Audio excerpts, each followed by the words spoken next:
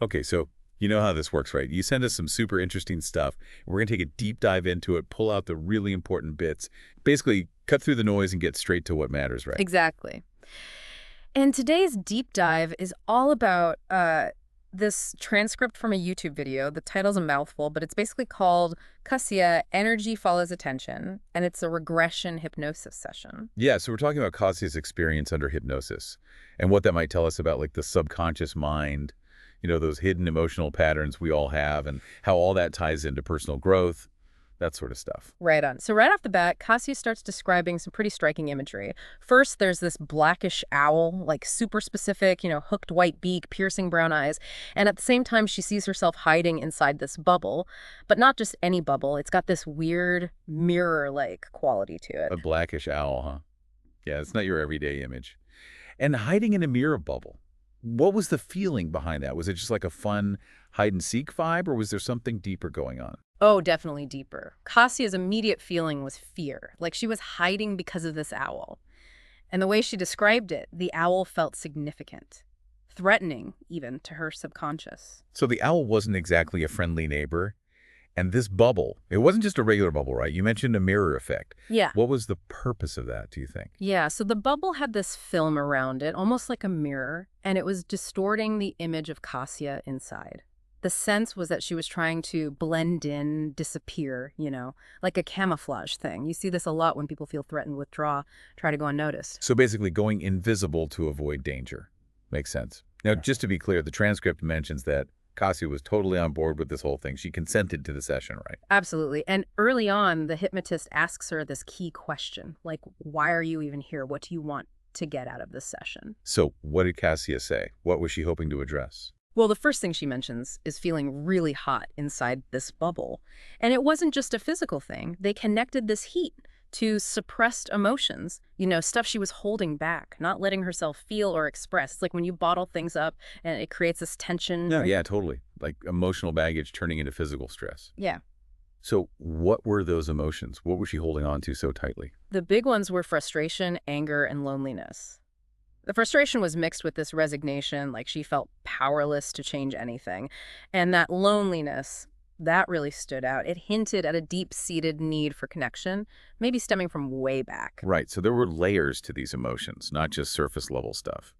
And what about the owl? Was she constantly aware of it, even though they hadn't really interacted directly? Yeah, that's the thing. She could sense it even without knowing what it represented. And there wasn't any direct contact.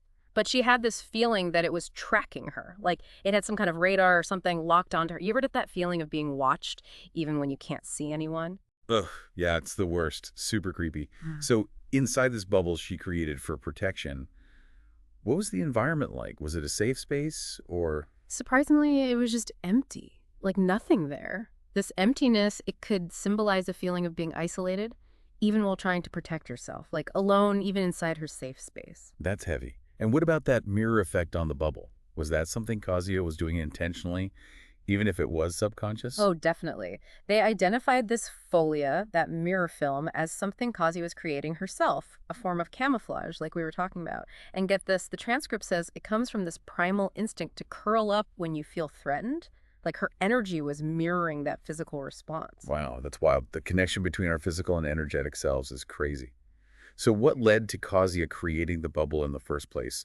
What was the trigger, the moment before it appeared? Okay, so right before the bubble pops up, she gets this really disturbing image, birds like crows pecking at her eyes. And it terrifies her, so bam, the bubble forms as a shield. So not a real event, but a vivid image that scared her. And, the transcript kind of suggests that the owl might have planted this image in her mind, like it was trying to instill... Fear, it's a chilling thought, right? This external force messing with her internal state. And that fear, it's what made her create the bubble for protection. a subconscious defense mechanism. Was there something already present in Kasia, some feeling or thought, that made her vulnerable to this specific image of being attacked at the eyes? Yeah, actually, she mentioned this pre-existing feeling of red pain in her eyes. It was there even before the birds showed up, so there was already a sensitivity there, a weak spot, making her susceptible to that imagery. An open wound, so to speak. And this pre-existing pain, It led to exploring a past life, didn't it? Like a past life connection to the eyes. Exactly. They followed that thread and ended up in what seemed to be a past life where she felt this burning in her eyes. It manifested as a vision of being a blind man, probably around the 10th century. The setting was vague, but it felt like a dungeon, maybe a castle, something like that. A blind man in a medieval dungeon. That's intense. What were the key details of that past life? What did she experience? It was rough. She was a man chained up in this fiery dungeon, and you could hear these moans of pain all around him. The worst part was the memory of having his eyes burned out with a hot iron, the punishment for spying on someone higher up, apparently. So brutal. What happened to him after that? Did he just stay in the dungeon forever? No, he was eventually released, but he was blind, so he wandered through a forest with a stick, relying on the kindness of strangers. He had to accept his blindness, but the pain, the trauma of it, stuck with him. It's hard to imagine the resilience it would take to survive something like that. And did this past life trauma affect Kaisia and her subsequent lives, leading up to the present? It seemed like it. Like the pain, the emotional scar of that past life, it was reawakened in the present moment. And the owl, it seemed to have picked up on this vulnerability like a predator sensing weakness. So the owl was drawn to this open wound from the past. But was it just the past life pain, or were there other things in Kasia's present life that made her vulnerable to the owl's influence? It's interesting. The transcript suggests that her loneliness in the present was even more of a beacon for the owl than the pain from the past life. It's like our current emotional state can make us susceptible to outside influences. Loneliness is an open door? That's a scary thought. Were there other ways this past life as a blind man showed up in Kasia's present life? Like, did it manifest in other subtle ways? Yeah, definitely. So being blind and having to navigate the world through sound seemed to have given her a super sensitive sense of hearing in this life. And she was easily startled by noises, sometimes even thought people were breaking in. This hypervigilance, it could be linked to that past life reliance on sound. Wow. So these past life experiences, they weren't just stories. They were leaving tangible imprints on her present-day life, her fears, her senses. Exactly. And even though Kasia knew about her issues, had ways of dealing with them, when she was triggered, like by this fear and the owl, she'd retreat into the bubble. It was like a defense mechanism. Back to the bubble, then. We talked about the initial emotions she felt in there. Did that change as the session progressed? Yeah, as they dug deeper, those emotions became more clear. So she's angry at the owl for being there, frustrated with her life, and still feeling that deep resignation. And they figured out that the anger and frustration were mostly about her current life, while the resignation was tied to that past life as the blind man. So different emotions stemming from different points in time. That's fascinating. How did they start to actually address these deeply rooted issues? Well, first, Kaja created this personal cleansing portal, like a visualization thing. But she was still terrified of the owl, convinced it could control her. This made her afraid to surrender or even be obedient to anything. That fear of being controlled. The transcript mentioned something about the energy of that fear, like a specific color or something. Yeah, it was described as having purple energy. And in some spiritual traditions, purple relates to strong beliefs, especially about power. So this fear, it was deeply ingrained in her, and the thought behind it was this intense resistance to being subservient. Like she hated the idea of someone having power over her. That makes sense. And did they connect this feeling to any specific past experiences? They did. It resonated strongly with a past life where she was a cleaning woman in a big house, maybe a small castle. And in this life, she worked so hard, but felt completely invisible. Like she didn't matter to anyone. The feeling of being unseen, unappreciated. You can see how that would echo in her present life, maybe even in her job, Yeah. if she felt overlooked there too. Exactly. And they realized that this feeling of needing to submit, the negative stuff around obedience and being unseen, it was all part of a pattern she had to break free from. It seems like this belief that she wasn't good enough, that she was somehow lacking, was a big theme here. And that past life as the cleaning woman, that probably just reinforced it, right? Totally. And it wasn't just a passive belief. The transcripts suggest that she was actively reinforcing these negative feelings about herself. And it seemed to stem from a lack of self-confidence and self-love. She felt almost there, like 99%, but there was this 1% holding her back. And she described it as dirtiness in her energy. Black dirtiness. Yeah. That's a powerful image. What was that 1% that was holding her back? What did it represent? It was a lack of self-belief, a feeling of being insufficient. And it seemed to come from that past life as the cleaning woman, but probably amplified by similar experiences throughout her Like lives. the same patterns repeating over and over. It's Yeah. like when you start feeling good about yourself, and then that too good to be true voice pops up and ruins it. Exactly. And for Kasia, it was like this black thread of doubt that would unravel all the good feelings and bring her back to that place of inadequacy. This is when they introduced the mirror, right? This Yeah. metaphorical mirror for her to see herself. How did that go? Oh, man. Not well at first. She was terrified to look, thought she'd see a monster staring back at her. A monster. That's a pretty intense self-image. Where did that fear come from? It all stemmed from that 1% of self-doubt, the part she didn't want to face. She knew it was there, but couldn't bear to look at it directly. And why a monster? Why that specific image? It seemed to represent her internal struggle, her unwillingness to acknowledge her imperfections. She was so focused on being 100% perfect, which is impossible, right? So this need for perfection was another big issue. Did they figure out where that came from? They traced it back to another past life. This time she was a young boy in a wheelchair. He couldn't walk, needed constant care. Wow, a very different experience from the cleaning woman. What was it like for her in that past life? It was filled with shame. The family, especially the mother, they were ashamed of his disability. And Kasia, as the boy, felt this deeply, like it was his fault. So he internalized all that shame, even though it wasn't his doing. How did he cope with that? It led to feelings of powerlessness, self-blame, and he became very introverted, like he withdrew from the world. It makes sense that this past life, where he wasn't perfect in a physical sense, would create this intense need to be perfect in later lives. That 1% she rejected, it was the echo of those feelings of inadequacy and shame. Exactly. And get this, while experiencing that past life, Kasia realized she had blamed herself for the disability. And she was finally ready to let go of that guilt, the shame, the powerlessness, all of it.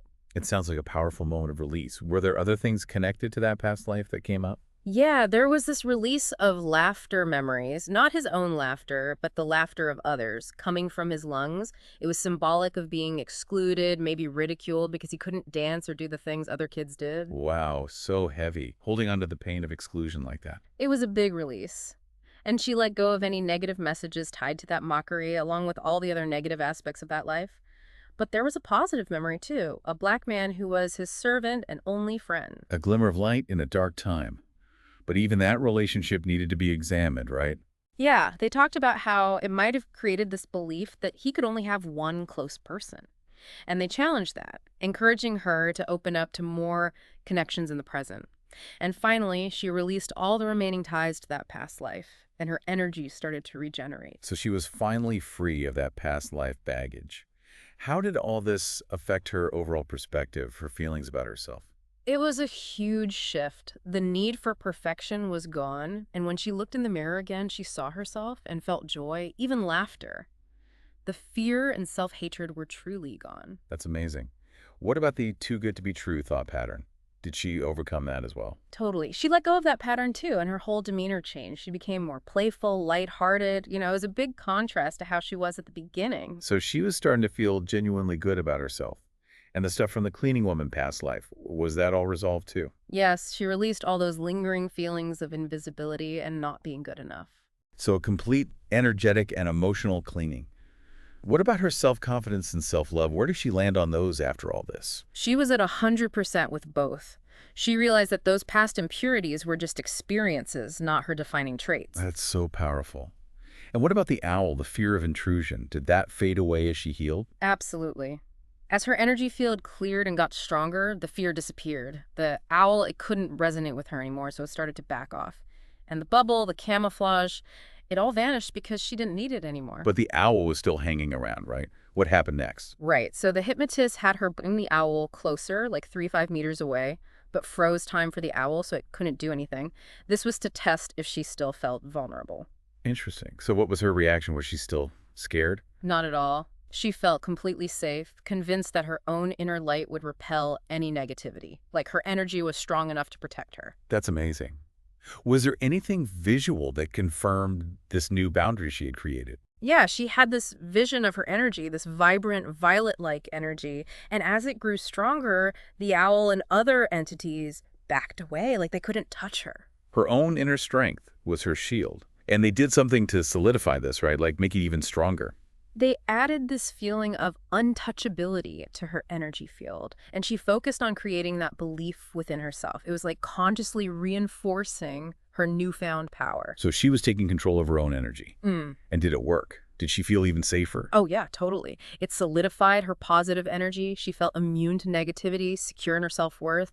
Even the hypnotist was impressed by how strong she'd become. It sounds like a really beautiful transformation. What was this new energy like? How did it feel to her? It was radiant, coming from her heart, a feeling of happiness, peace, love, joy. It had been suppressed a bit during the session, but it was ready to burst out full force. So it was there, waiting to be unleashed. And did they check for any lingering external influences, like attachments or implants, that kind of thing? Oh yeah, they made sure there were no implants or foreign devices in her energy body, so no external manipulation going on. That's good to know. But what about that feeling of being tracked by the owl? If it wasn't intentionally targeting her, what was going on there? They figured out that it was the leftover trauma combined with her super sensitive hearing from that past life. Her reaction to the owl, even just sensing it, drew her attention to it. It's like her own sensitivity amplified its presence. So it was more about her inner state than the owl itself. And did the owl actually manage to drain any of her energy during that year? Nope, it hadn't. It was trying to, but it couldn't break through. It just made her feel more and more frustrated and vulnerable, which is probably why she sought out the session. It sounds like the session really helped her turn things around. Were there any other issues in her life that they addressed? Oh yeah, a bunch. They talked about her pattern of giving too much in relationships, always ending up disappointed. And they linked that back to the need for perfection and those past life feelings of being not good enough. She ended up releasing all those feelings of disappointment. Overgiving and not getting anything back. That's a tough cycle to break. What else came up? Well, there was her weight fluctuating, which she saw as self-punishment. They connected that to the perfectionism and self-doubt, too. And she released that pattern. So she was letting go of these self-sabotaging behaviors. And did she have any specific past relationships that they explored? There was one where she played the rescuer. She prioritized her partner's kids, who she liked, over her own needs. It seemed like an echo of the past life caring for the disabled boy. They released any lingering feelings about that relationship, too. Past lives repeating in the present. Yeah. That's wild. And what about attracting partners who weren't pulling their weight? Right, so they talked about her attracting lazy men who were fine with her doing all the work, and they tied that to the rescuer archetype. They helped her release any longing for that ex-partner and any forced helping tendencies. So basically breaking free from unhealthy relationship patterns. What was the overall outcome in terms of her future relationships? She cleared all those detrimental energies and gained a new understanding of what a balanced relationship should be like. Equal, respectful. And her connection to that ex, it was completely gone. It sounds like she really shifted her perspective on relationships. Did they talk about any other fears? Like she mentioned being afraid of looking in windows and doors. Yeah, that was interesting. They linked that back to her heightened hearing from the blind past life and some issue with a noisy neighbor. And she resolved that fear, too. So she was addressing these seemingly random fears and finding connections to her past. Exactly. They also talked about how she felt like she had everything but was still empty inside. And they focused on her finding her own happiness first, knowing that the right people would come into her life when she was at peace with herself. That's a good reminder for all of us. What about her family? Did they talk about any inherited patterns or tendencies? They mentioned her father's side of the family having mental health issues and a fear of being alone, but they confirmed that she hadn't taken on those energies. Her fears came from her own experiences, not from her family. It's important to separate those things, know where your stuff comes from. What about her partner's nightmares? She mentioned that those were affecting her sleep, too. Yeah, they linked that to her sensitivity to energies and entities, which was amplified by her partner. But with her newfound inner strength, she was able to overcome that fear. So her healing was impacting her partner's well-being, too. That's powerful. They also talked about her overworking, not enjoying her achievements. Was that connected to the perfectionism as well? Absolutely. They addressed that pattern, and she released it. It's like she was finally learning to value herself and her accomplishments. And she mentioned her menstrual pain getting worse. Did they find any connection there?